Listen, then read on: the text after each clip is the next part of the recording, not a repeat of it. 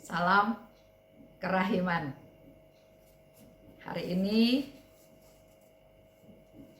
seri Ekaristi Adorasi dengan judul Ubahlah Aku.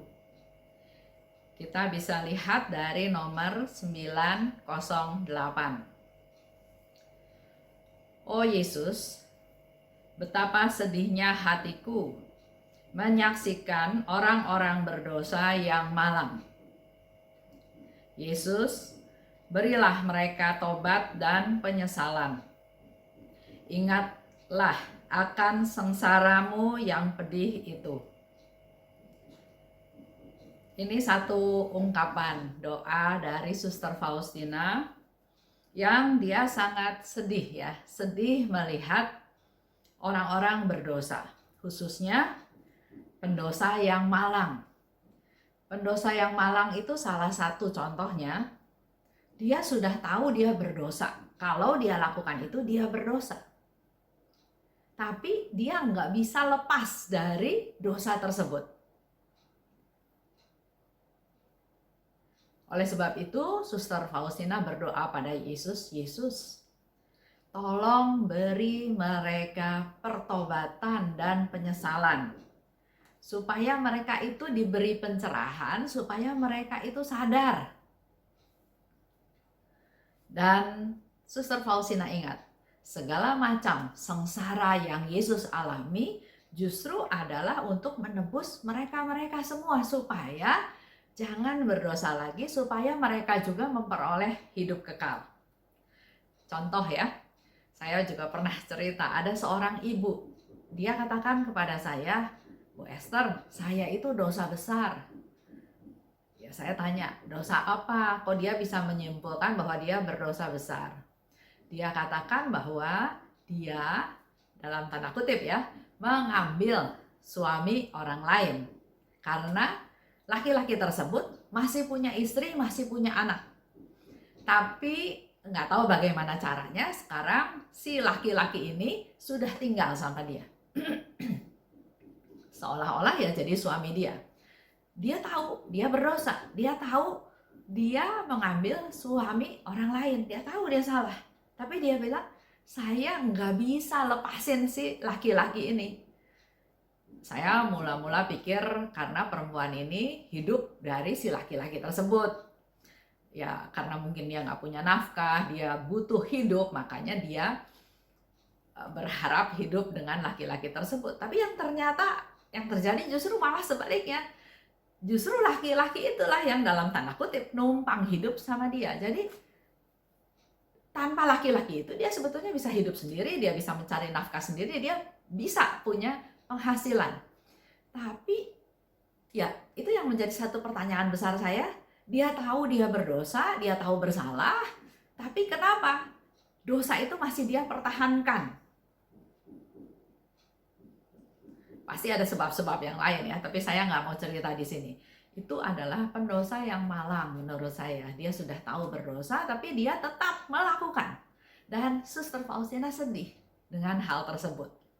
Bahkan saya pernah bilang sama dia bahwa ya laki-laki tersebut mungkin enak dalam tanda kutip ya, numpang hidup sama dia. Dia nggak usah kerja, dia nggak usah cari makan, karena dia bisa hidup dengan si perempuan ini.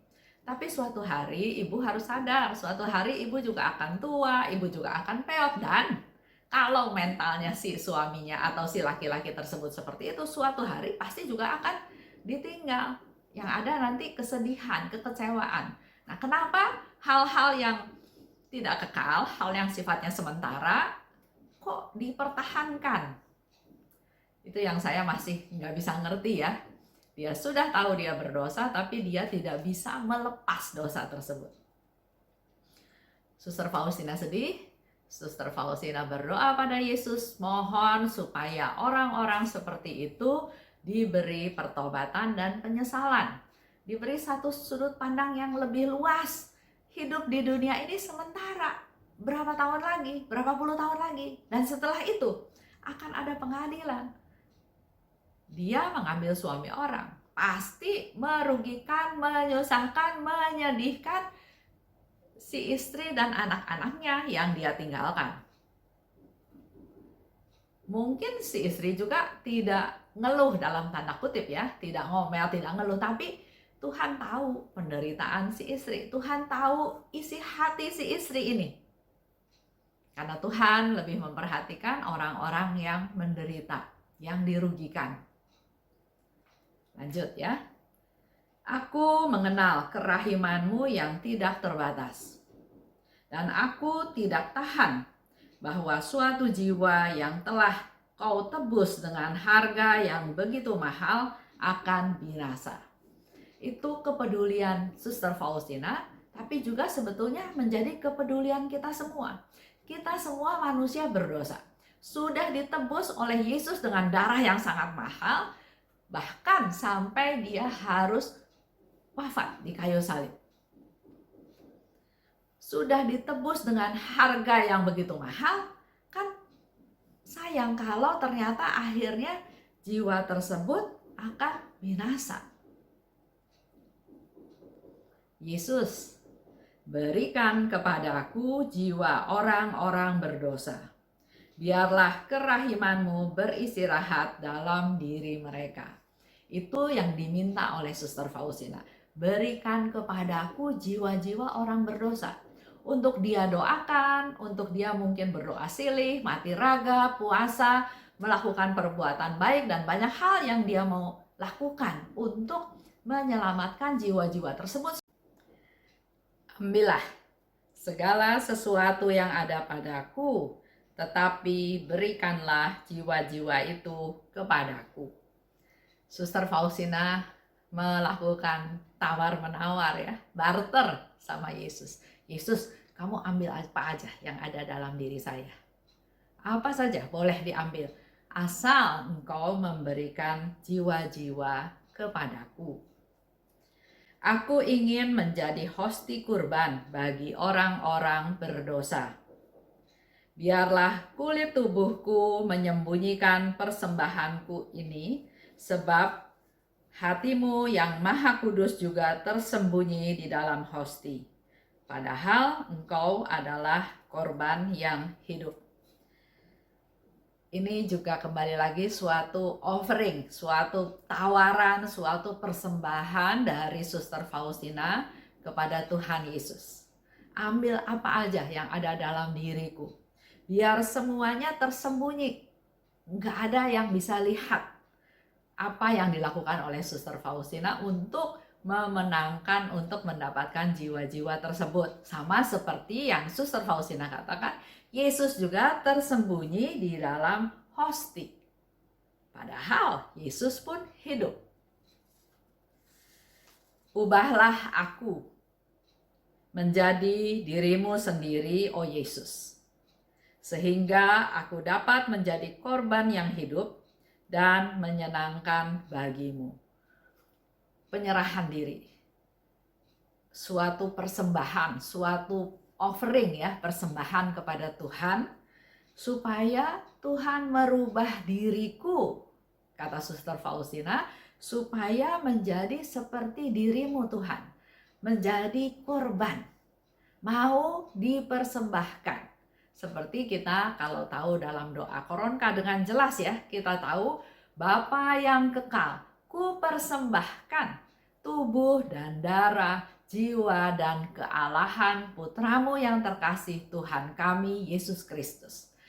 Yesus dijadikan korban. Begitu pula dalam perayaan Ekaristi. Dan dalam hal ini Suster Faustina juga, ubahlah aku Tuhan menjadi seperti dirimu, dikurbankan, mau menjadi kurban untuk menyenangkan Tuhan. Setiap saat aku ingin memberikan penyilihan bagi orang-orang berdosa yang malang itu. Kurban yang dipersembahkan untuk rohku tersembunyi di balik selubung tubuhku. Mata insan tidak dapat menangkapnya, dan karena itulah kurbanku murni dan menyenangkan engkau. Setiap saat Suster Faustina mau setiap saat memberikan penyilihan untuk orang-orang berdosa yang malang. Kita juga peduli ya kepada mereka yang berdosa. Kita juga sering berdoa buat mereka. Tapi dalam hal ini sekarang kita juga bisa tahu, kita bisa mempersembahkan jiwa-jiwa tersebut juga.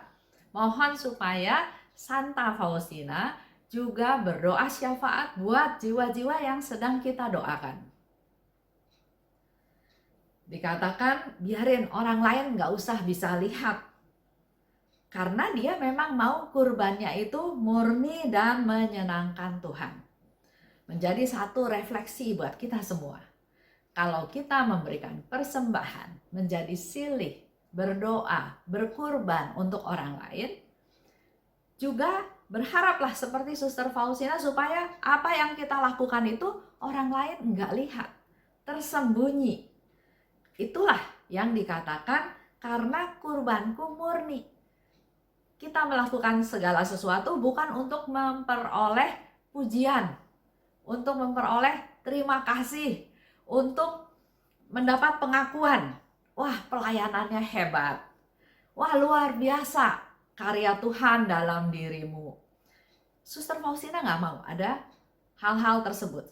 Karena bahayanya suatu pujian itu, bahayanya kita akan bisa menjadi sombong. Dan lebih bahaya lagi, bisa menjadi ketagihan. Kita melakukan pelayanan bukan murni melayani, tapi butuh atau haus akan pujian, haus akan keberhasilan. Itu ya berbahaya, sehingga Suster Faustina justru mau biar persembahannya tersembunyi. Nggak usah ada orang yang tahu. Yang penting Tuhan senang. Ini boleh menjadi evaluasi kita semua. Kita masih kadang berharap, wah, seminarnya berhasil, pesertanya banyak yang dijamah sama Tuhan, banyak yang bertobat. Ya banyak hal ya. Persembahkan itu semua pada Tuhan. Karena kita bukan apa-apa, kita bukan siapa-siapa, dan berulang kali Suster Faustina katakan, saya ini papa, saya ini nggak ada apa-apanya, dan seandainya saya bisa melakukan sesuatu, itu karena rahmat Tuhan, itu karena anugerah Tuhan. Saya dapat dari Tuhan juga secara cuma-cuma, jadi bukan hal yang perlu dibanggakan atau hebat. Lanjut. Oh Pencipta dan Bapakku yang Maha Rahim, aku berharap kepadamu karena Engkau adalah Sang Kebaikan. Hai jiwa-jiwa, jangan takut akan Allah, tetapi andalkanlah Dia karena Ia baik, dan kerahimannya berlangsung selama-lamanya. Mengandalkan Tuhan. Kita perlu mengandalkan Tuhan dan percaya dan tahu bahwa Tuhan itu baik. Dan kerahimannya berlangsung selama-lamanya. Jadi jangan pernah sia-siakan waktu yang ada, karena Tuhan ingin juga kita ikut kontribusi untuk menyelamatkan jiwa-jiwa, berdoa buat mereka, dan diingatkan kembali oleh Suster Faustina bahwa Tuhan itu baik. Tuhan pasti mendengarkan setiap doa, syafaat yang kita panjatkan, dan kerahimannya berlangsung selama-lamanya. Di 1289 dikatakan, Yesus yang amat manis, nyalakanlah api cintaku padamu dan ubahlah aku menjadi dirimu sendiri. Jadi permohonan dari Suster Faustina untuk dirubah menjadi seperti Tuhan, itu juga disebutkan di 1289. Ilahikanlah aku, sehingga perbuatan-perbuatanku dapat menyenangkan Engkau. Karena semua ini digenapi oleh kuasa Komuni Kudus, yang setiap hari aku sambut. Oh, betapa besarnya kerinduanku untuk sepenuhnya diubah menjadi Engkau, oh Tuhan. Jadi ada kerinduan Bukan hanya doa, Tuhan ubah saya. Kalau tetap berdosa, tetap dengan sifat yang lama, seolah-olah ya bukan salah saya. Kan saya sudah minta Tuhan rubah, tapi Tuhan nggak rubah. Bukan itu ya, tapi di sini Suster Faustina katakan, ubahlah aku. Ada suatu permohonan, ada suatu keinginan, karena memang kalau usaha sendiri nggak mungkin berhasil. Minta Tuhan yang rubah. Karena Tuhan baik, karena Tuhan kerahimannya selama-lamanya. Jadi juga harus menjadi satu kerinduan. Dan kerinduan ini harus nyata dalam kehidupan kita. Baca kitab suci. Banyak membaca buku-buku cerita tentang bagaimana sikap Yesus sehari-hari. Kehidupannya, pengorbanannya, kepeduliannya terhadap yang sakit, terhadap yang meninggal, mengajar, berbelas kasih, ajarannya, semuanya kita perlu dalami, renungkan supaya Tuhan memberi pencerahan dan menjadi seperti Tuhan, mau menjadi kurban untuk keselamatan orang lain. Dan Suster Faustina katakan di sana, semuanya itu digenapi dalam puasa Komuni Kudus yang setiap hari dia sambut. Kita sudah tahu ya kehidupan dari Suster Faustina, bagaimana proses kehidupan dia. Tapi di sini kita tahu ada usaha-usaha yang dilakukan oleh Suster Faustina, yaitu menyambut Komuni Kudus setiap hari. Ada kerinduan, ada keinginan. Ini juga boleh menjadi evaluasi kita semua. Kita sering berdoa, Tuhan kasih saya kekuatan. Tapi apa langkah selanjutnya? Yang dilakukan oleh Suster Faustina adalah saya harus ikut perayaan Ekaristi, saya harus menyambut Komuni Kudus, karena Komuni Kudus adalah sumber kekuatan bagi Suster Faustina. Kesimpulan, 1. Mohon tobat dan penyesalan untuk orang berdosa yang malang. 2. Suster Faustina merasa nggak terima dalam tanda kutip. Kita semua manusia berdosa sudah ditebus oleh Yesus dengan harga yang sangat mahal. Jadi ya jangan sampai kita manusia binasa. 3. Dia selalu mohon kepada Tuhan supaya diberi jiwa-jiwa orang berdosa.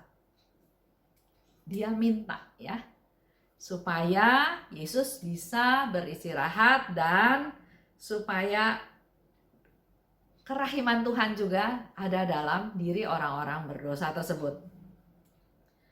4. Suster Faustina melakukan barter. Tuhan, ambil apa saja yang ada padaku, tapi berikanlah saya jiwa-jiwa. Dia mau menjadi hosti kurban. Ubahlah aku Tuhan seperti dirimu yang juga menjadi korban. 6.